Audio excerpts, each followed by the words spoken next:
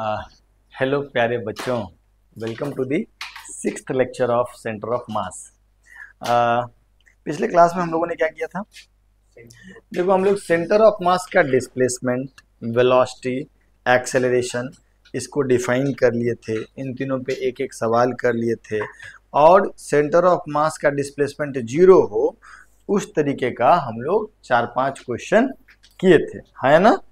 हम आपसे कहे थे कि अगले क्लास में 1-2 सवाल तो हम इसी सब का करा देंगे और फिर पढ़ाएंगे आपको। किसको क्या पढ़ाएंगे?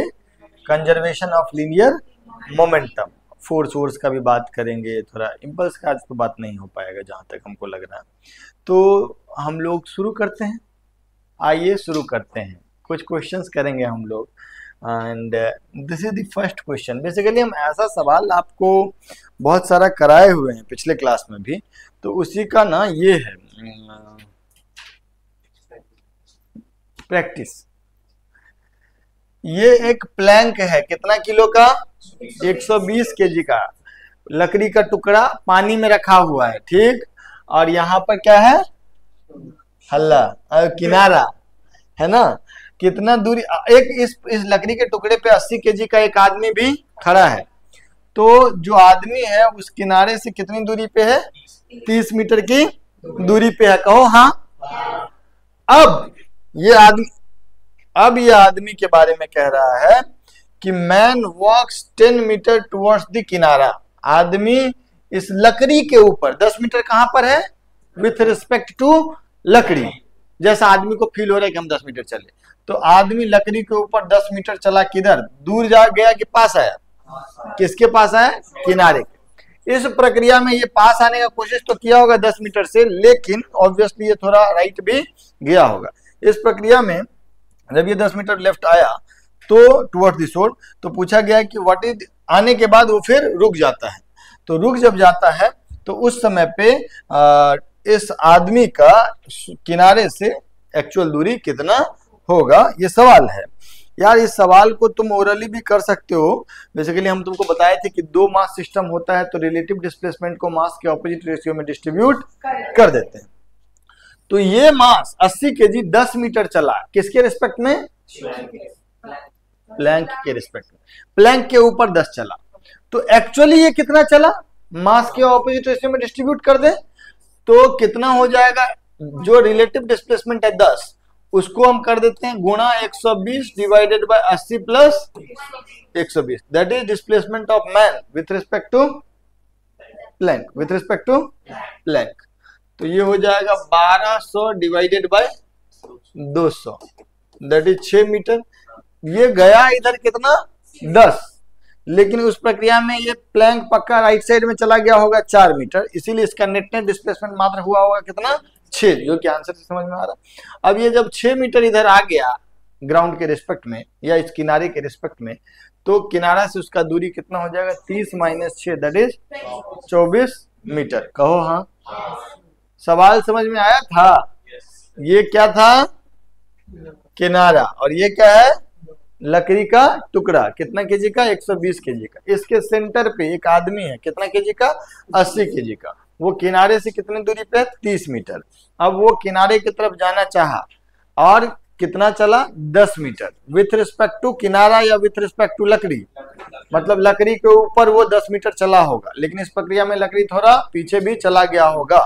तो आपसे पूछा जा रहा है कि what is the distance of man with respect to किनारा आफ्टर मैन हॉल्ट्स। रुक जाता है 10 मीटर चल के, तब आदमी का एक्चुअल किनारा से दूरी कितना है वो पूछा जा रहा है। कहो हाँ। तो ये हम बता दिया आंसर, ये 6 मीटर है, लेकिन एक्चुअल उत्तर कितना है? 30 - 6 दैट इज 24 मीटर। बोलो बच्चों, कहो बच्चों, लिखो बच्चों। और जब ये लिख लोगे तो फिर क्या करोगे? बैठे बैठे क्या करो, करना है कुछ काम। ये वाला क्वेश्चन है, इसमें लकड़ी के टुकड़ा पे एक आदमी नहीं है बल्कि 3 आदमी है। ये कौन है? आशीष। और ये कौन है? बाशीष है, वशिष्ठ। और ये कौन है? है, कशिश के से होगा, सी से चंदन, ठीक है।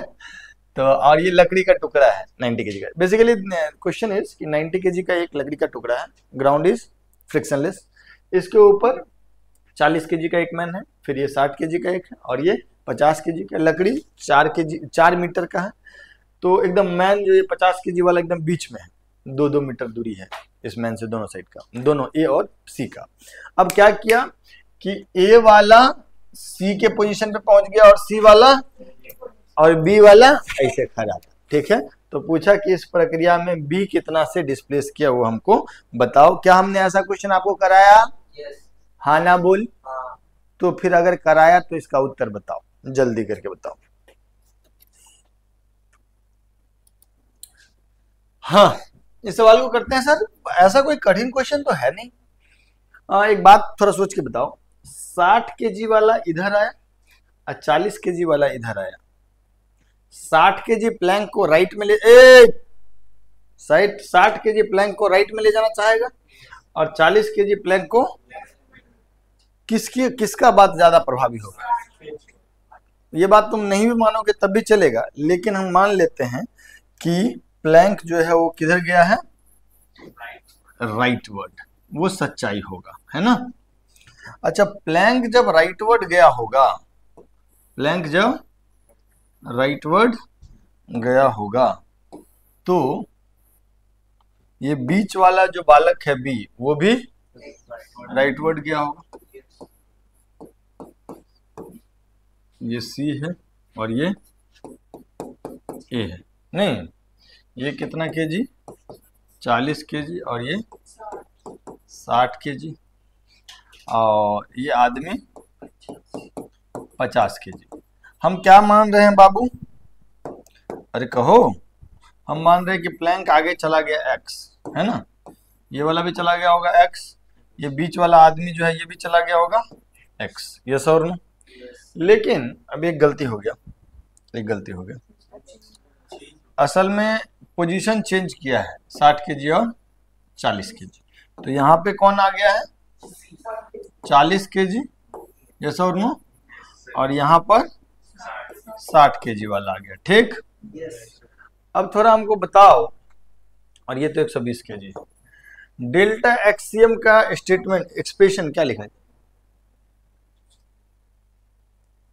120 कौन था? 90 केजी, है ना। तो एक बात बताओ कि डेल्टा एक्सियम के लिए हम लोग क्या लिखेंगे? m1x1 मतलब 60 केजी वाला यहां से यहां आया, ठीक है। दूसरा इंट 10 मीटर चला होगा, लेकिन ये प्लैंक आगे चला गया, तो ये 60 केजी 10 नहीं सॉरी 4, 60 केजी वाला इधर आया होगा 4, अब प्लैंक आगे चला गया x, तो लेफ्ट में कितना आया? 4 माइनस एक्स। तो m1x1 में क्या लिखे? 60 into minus of 4 minus x, yes और नो। अच्छा एक बार बताओ, ये जो a था उसको चल के यहां आना था, लेकिन प्लैंक भी x आगे चला गया, तो उसको नेट कितना चलना पड़ा? 4 प्लस एक्स। तो m2x2 में क्या हो जाएगा? Plus 40 into 4 plus x, 4 plus क्या? कहाँ 4 प्लस एक्स होगा? यहाँ, ठीक, ओके। अच्छा, और इस 50 केजी और 90 केजी के साथ क्या हुआ? 140 केजी, और ये साथ साथ ही गया का कितना? x, तो plus 9 5 14, 140 KG into x upon m1 plus m2 plus m3 plus m4, है ना, एंड दैट शुड बी 0। नहीं लिख रहे हैं, बाद में तो सब उधर ही चला जाएगा ना, यहाँ पे टोटल मास लिखना था, उतारे में जाके 0 हो जाएगा। तो अब ये एक्सप्रेशन में क्या बच गया? 140x 40x 180x, तो 160 प्लस 180x बराबर, ये वाला इधर ले आते हैं, ये हो जाएगा 240 माइनस 60x, तो ये कितना हो जाएगा? 240x बराबर 80, नहीं तो x बराबर 1/3 मीटर, x बराबर 1/3 कहो हाँ, तो लिख लो इसको।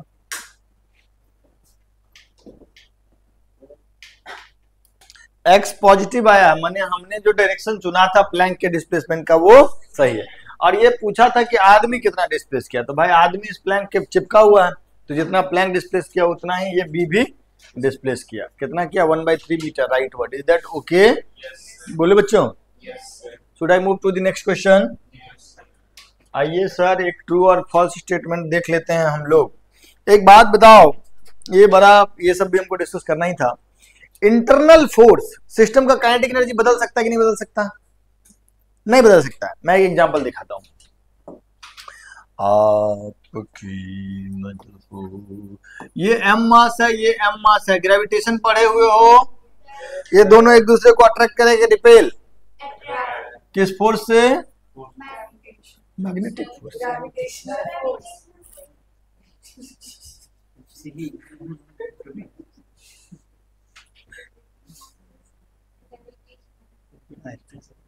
तो दोनों ग्रेविटेशनल फोर्स एक दूसरे को अट्रैक्ट करेगा। थोड़ी देर बाद ये यहां पहुंच जाएगा और ये, तो इस प्रक्रिया में दोनों का स्पीड बढ़ा होगा कि घटा होगा? बढ़ा होगा। ये फोर्स भी पॉजिटिव वर्क कर रहा है, ये फोर्स भी। अरे बोलो हाँ। तो ओवरऑल काइनेटिक एनर्जी बढ़ा कि नहीं बढ़ा? तो इंटरनल फोर्स काइनेटिक एनर्जी तो बढ़ा सकता है ना? हैं?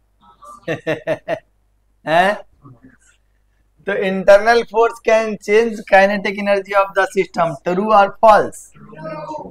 Is that okay? पक्का पक्का?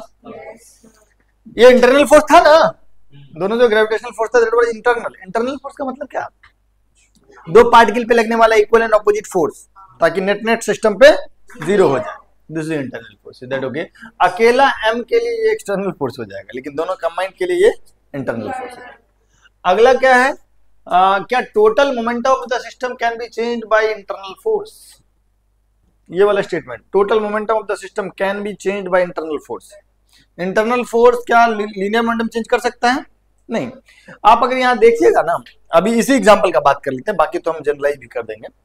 ये फोर्स इसके वेलोसिटी को राइटवर्ड करेगा और इसके वेलोसिटी को लेफ्टवर्ड।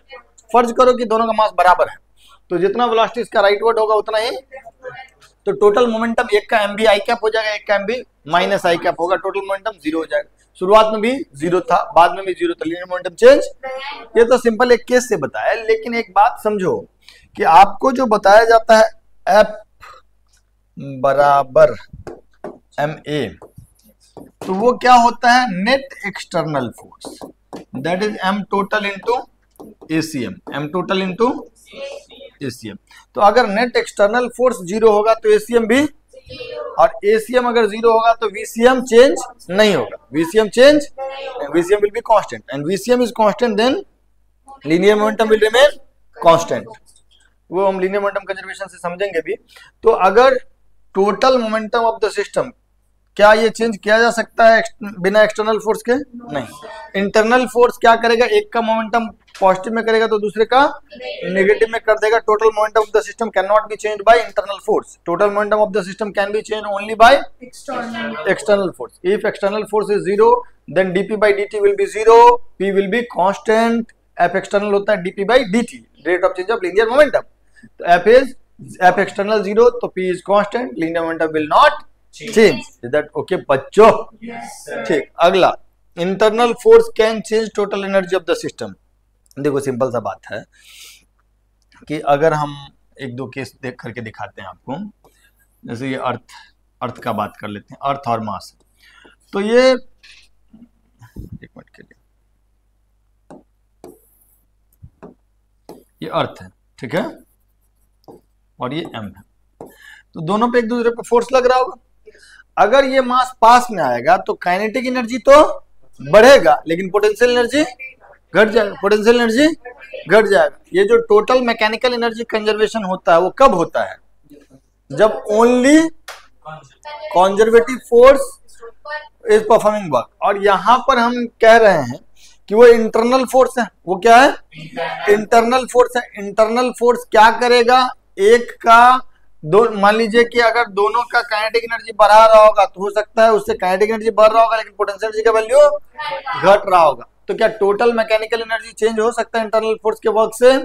नो, इंटरनल फोर्स के वर्क से टोटल मैकेनिकल एनर्जी चेंज, तो ये वाला बात भी गलत है। मैंने ऐसा नहीं तुमको लगे कि हम सिर्फ कंजर्वेटिव फोर्स का ही बात कर रहे हैं। जैसे मान लीजिए दुविधा को थोड़ा ठीक करते हैं, जैसे कि ये दो ब्लॉक, जरूरी नहीं कि इंटरनल फोर्स हमेशा कंजर्वेटिव हो। जैसे ये दो ब्लॉक है small M and capital M, और स्मॉल एम को हम कैपिटल एम के ऊपर स्लाइड करा दिए और यहाँ पे कुछ फ्रिक्शन है, स्मॉल एम को कैपिटल एम के ऊपर स्लाइड करा दिए, इसे फेंक दिए, तो स्मॉल एम पे काइनेटिक फ्रिक्शन पीछे की तरफ और कैपिटल एम पे काइनेटिक फ्रिक्शन आगे की तरफ। तो देखो यहाँ पे इंटरनल फोर्स कंजर्वेटिव नहीं है, नॉन कंजर्वेटिव है, ठीक। तो ये इंटरनल फोर्स क्या क्या कर रहा है? क्या इसके काइनेटिक एनर्जी को घटा रहा है? घटा रहा है। क्या इसके काइनेटिक एनर्जी को बढ़ा रहा है? बढ़ा रहा है। या नेट नेट जितना इसके काइनेटिक एनर्जी को घटा रहा है उतना ही इसके काइनेटिक एनर्जी को बढ़ा रहा है क्या? नहीं, वैसा नहीं होगा। ओवरऑल एनर्जी इसका घटेगा। हम वर्क एनर्जी थ्योरम में देखे हुए हैं कि work done by kinetic friction in this situation is negative, लेकिन वो work done by kinetic friction जो है वो कहां चला जाता है? हीट के फॉर्म में। कहां चला जाता है? हीट के फॉर्म में। तो यार टोटल एनर्जी जो है इस सिस्टम का वो अभी भी कंजर्व है। काइनेटिक एनर्जी भले ही सिस्टम का घटेगा लेकिन हीट वहां पर आ जाएगा। Is that okay? कोई समस्या, कोई परेशानी?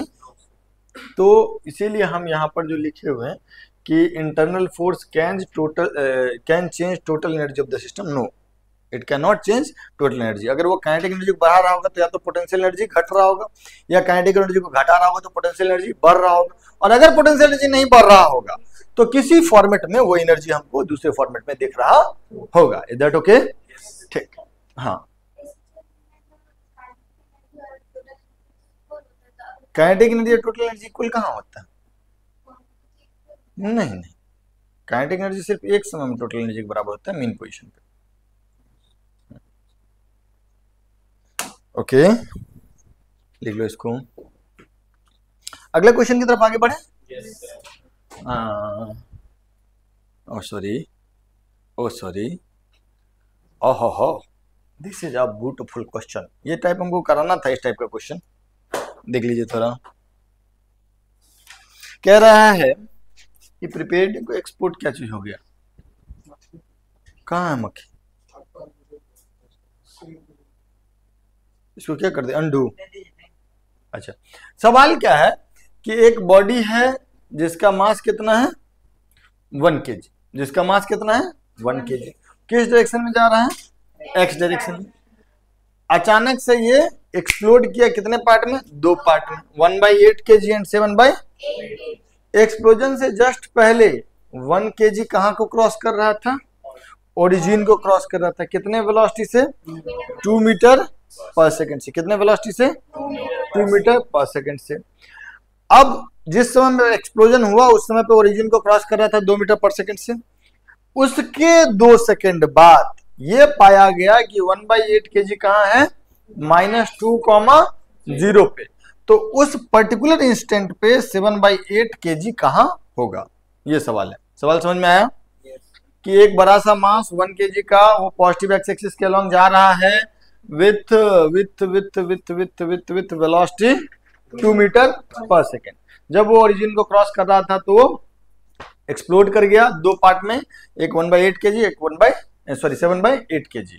और एक्सप्लोजन के 2 सेकंड बाद ये देखा गया कि 1/8 kg है -2,0 पे।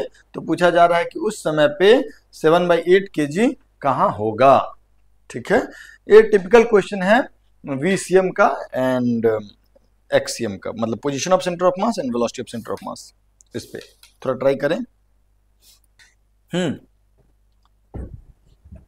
अब सवाल करते हैं हम लोग। हाँ, क्या है सवाल? कितना किलो का है भाई? 1 kg। किस स्पीड से जा रहा है बउआ? कितने से? 2 मीटर पर सेकेंड। ओके, कहो हाँ। अच्छा, एक्सप्लोजन से कोई एक्सटर्नल फोर्स नहीं आता, एक्सप्लोजन में जो भी होता है वो इंटरनल फोर्स आता है। तो भाई इंटरनल फोर्स जो है वो सिस्टम के मोमेंटम को चेंज नहीं कर सकता है। सेंटर ऑफ मास का मोशन जितना जैसे बिफोर एक्सप्लोजन था वैसा ही आफ्टर एक्सप्लोजन। ये कहीं लिख भी लेना कि due to explosion there is no any external force, so explosion does not change the trajectory of centre of mass. Due to explosion there is no external force. Due to explosion there is no external force, and if there is no external force that means linear momentum linear momentum will remain conserved before explosion and after explosion, क्योंकि external force ही linear momentum बदल सकता है। kinetic energy internal force बदल सकता है लेकिन linear momentum बदल, अरे सुन लो भाई, linear momentum बदल नहीं सकता internal force। तो ये बात लिख लेना है कि linear momentum before explosion is equal to linear momentum after explosion. Linear momentum before explosion is equal to linear momentum after explosion. Linear momentum before explosion is equal to linear momentum after explosion. ठीक है?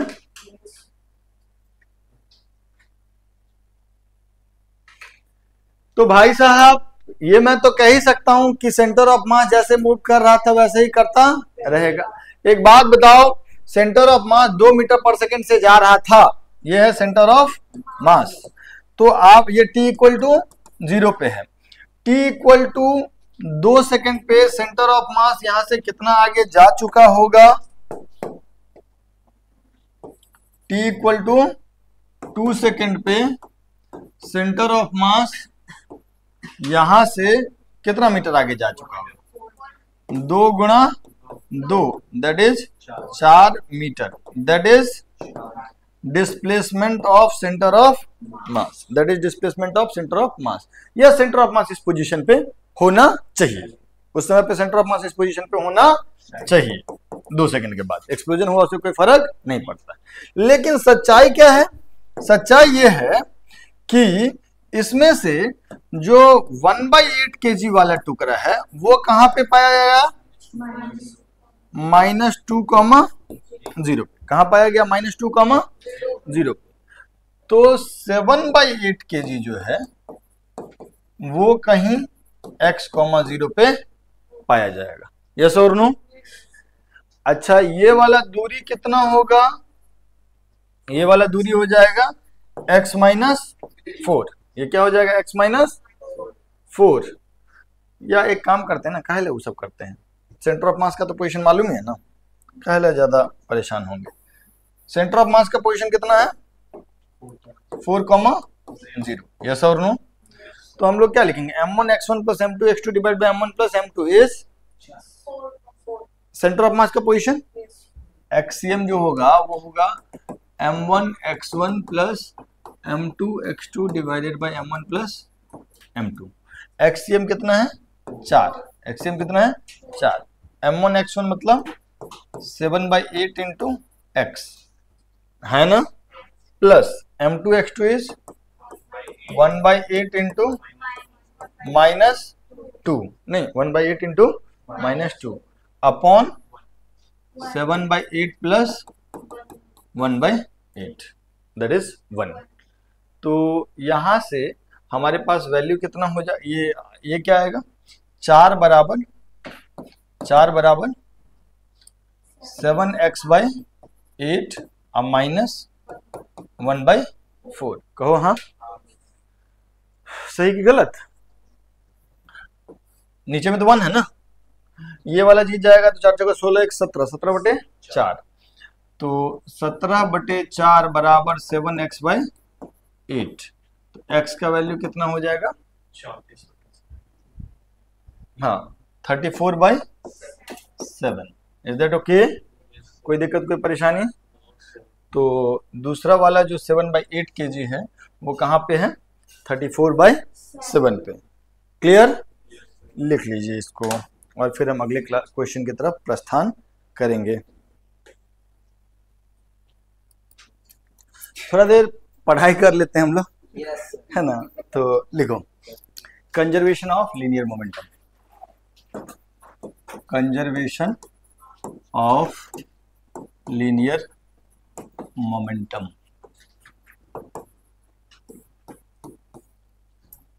सुनिएगा, linear momentum का formula क्या होता है? m into V. कहो हाँ। अच्छा, अगर हम VCM लिखेंगे तो VCM का फॉर्मूला क्या होता है? m1 v1 plus m2 v2 and so on, नीचे में m1 plus m2 and so on. Yes और नो? तो ये सारे मास को अगर हम LHS में ले आएंगे तो m1 plus m2 and so on into VCM बराबर m1 v1 plus m2 v2 and so on. Yes और नो? ये RHS जो है क्या है? सारे लीनियर मोमेंटम का सम। वो किसके बराबर आ गया? Total mass into VCM, total mass into.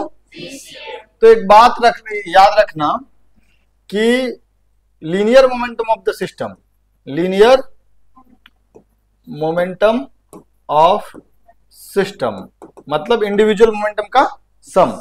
It can be written as P total is equal to, ये क्या है? टोटल मास इंटू, तो M टोटल इंटू VCM, ऐसा भी लिख सकते हैं। इंडिविजुअल मासेस का लीनियर मोमेंटम जोड़ने से बेहतर है कि टोटल मास को VCM से मल्टीप्लाई कर दो, that will give you total linear momentum. Is that okay? या फिर ऐसे भी कर सकते हैं, कोई दिक्कत का बात नहीं है। लेकिन हम ये बात इसलिए पढ़ा रहे हैं कि ऐसा पढ़ने के बाद कई बार लोगों को काइनेटिक एनर्जी के बारे में भी लगता है कि ऐसा हो सकता है। Kinetic energy of the system, kinetic energy of system क्या होगा?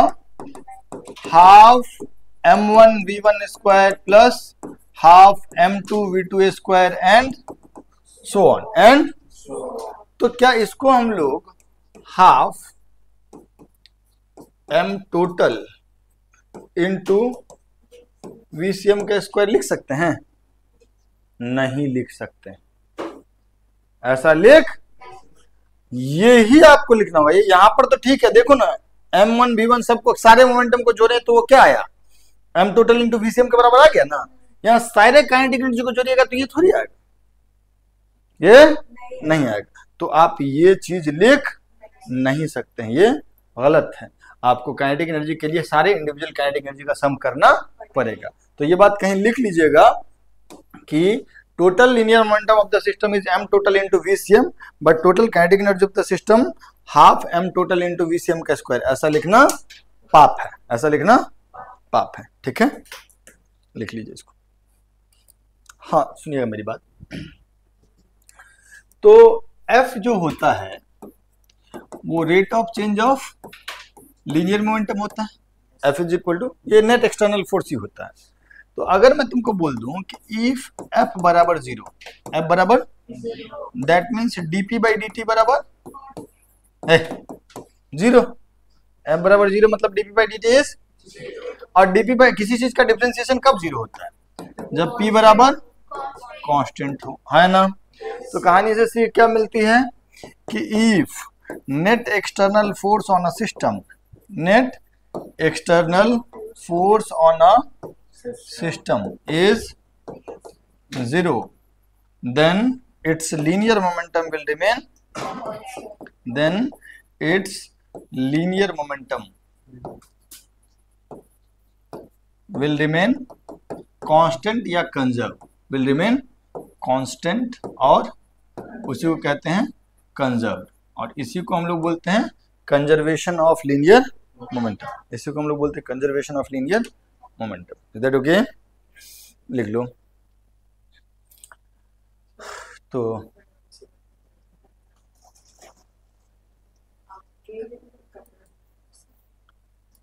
ठीक है, तो इस पे सवाल करते हैं हम लोग। सबसे सिंपल क्वेश्चन,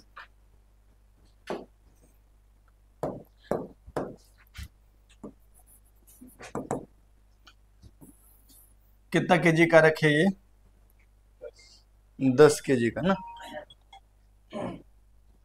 ठीक, 10 केजी का एक मास है और it is at rest, it is at rest, ठीक। Initially it explodes into two parts of 2 kg and 8 kg, 2 kg and 8 kg.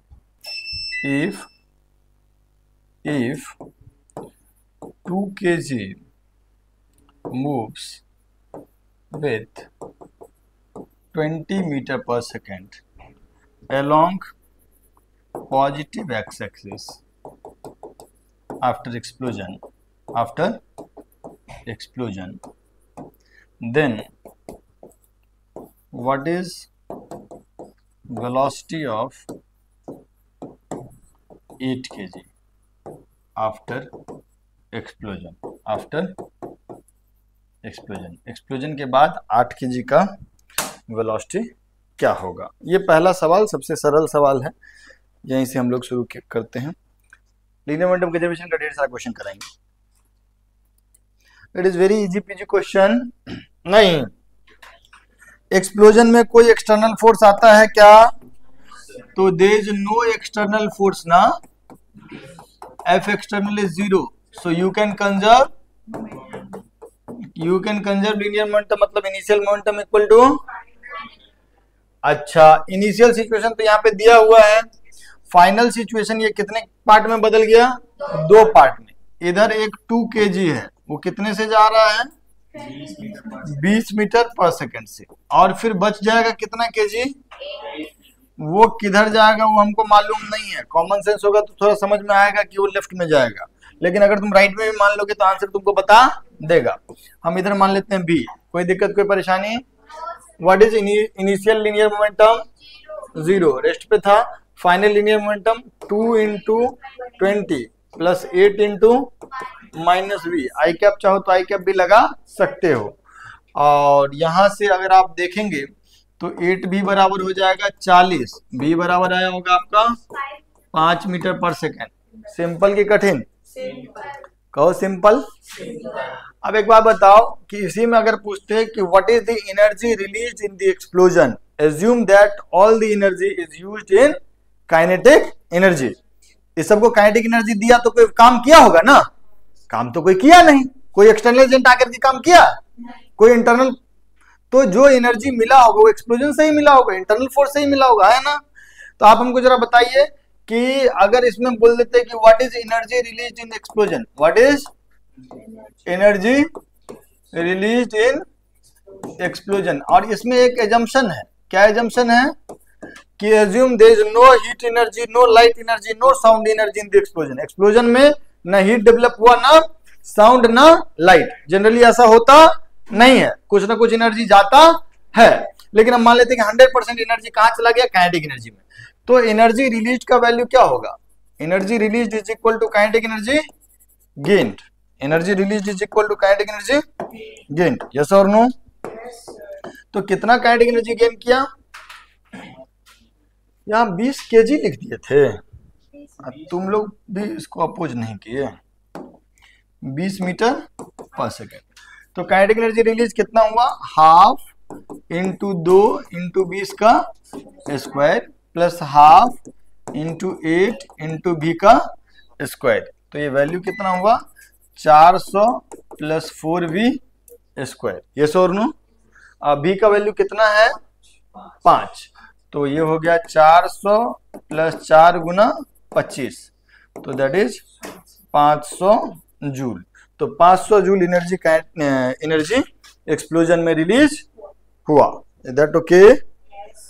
कठिन क्वेश्चन तो नहीं था ये, बेकार ही था इसमें, लेकिन ध्यान रखना है कि ये लिखना पड़ेगा आपको कि assume that all the energy released is used in kinetic energy. All the energy released in explosion is used in kinetic energy. ठीक। अब इसी सवाल को थोड़ा सा हम बदल देते हैं। बदल दूं? एक मास बॉम्ब है ये, और इसका मास m है, ठीक। This is x axis and this is y axis. Initially it is at rest, kept on origin. Bomb explodes, हंसना बंद करो, into 3 equal parts. 3 equal parts.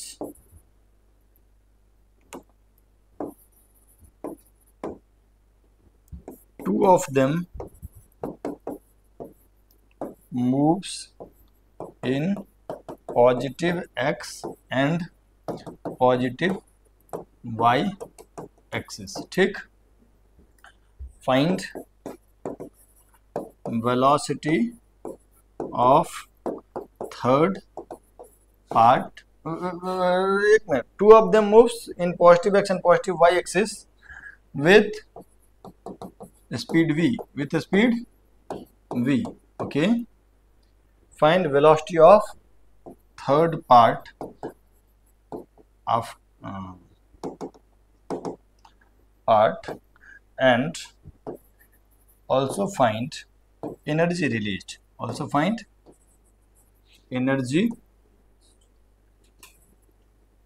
the explosion.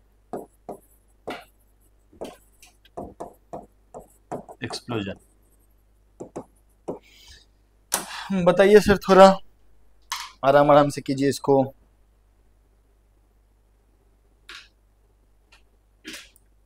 ये तो सिंपल है सर, आपने किया होगा, √2v आया होगा. इनिशियल सिचुएशन तो दिया हुआ है आपको, फाइनल भी कर लें क्या? हाँ,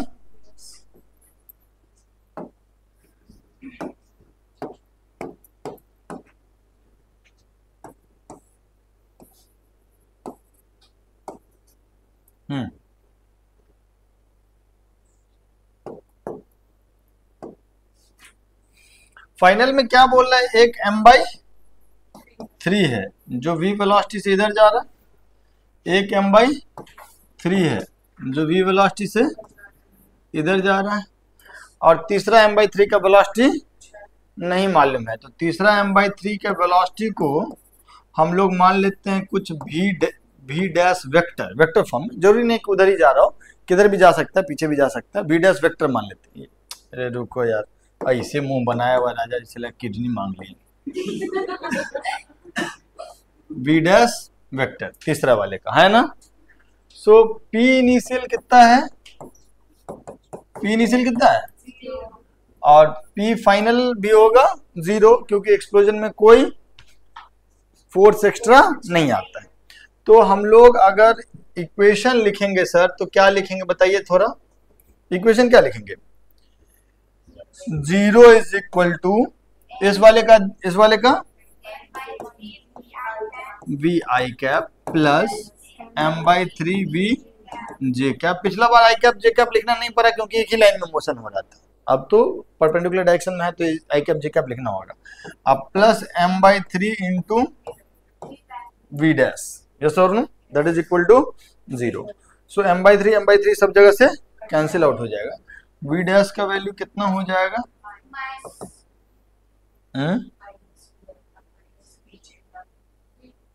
वी डैश का वैल्यू क्या हो जाएगा? Minus V I cap minus V J cap. Yes और नो.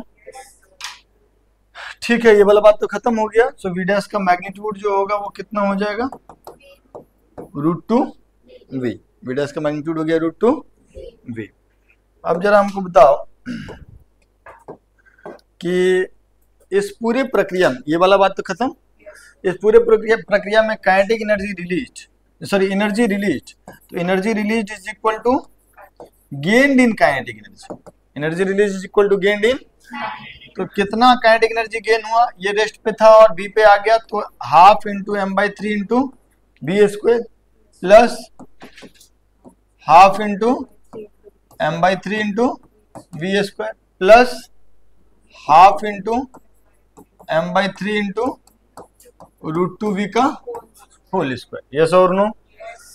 तो m/6 को बाहर कर लेंगे, v स्क्वायर 2v स्क्वायर. तो कितना v स्क्वायर? 4v square. तो आंसर कितना आ गया?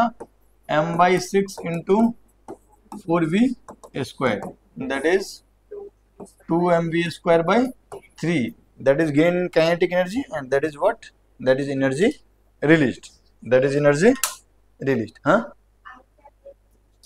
काइनेटिक एनर्जी में आई कैप जे कैप कैसे होगा, वो वेक्टर होता है. ओके, और भी क्वेश्चंस इसमें होंगे, आगे बढ़ो, ज्यादा टाइम हो गया, नहीं छोड़ दे. देखो लीनियर मोमेंटम कंजर्वेशन बहुत सारा सवाल हमें करना है, ठीक, तो चाहोगे तो हम नेक्स्ट क्लास में भी करा सकते हैं. ठीक, मिलते हैं फिर नेक्स्ट क्लास में. तो आज लीनियर मोमेंटम कंजर्वेशन का क्वेश्चन अभी आप थोड़ा रुक जाइए, को कंप्लीट करने दीजिए फिर कीजिएगा. ठीक, चलिए बाय बाय.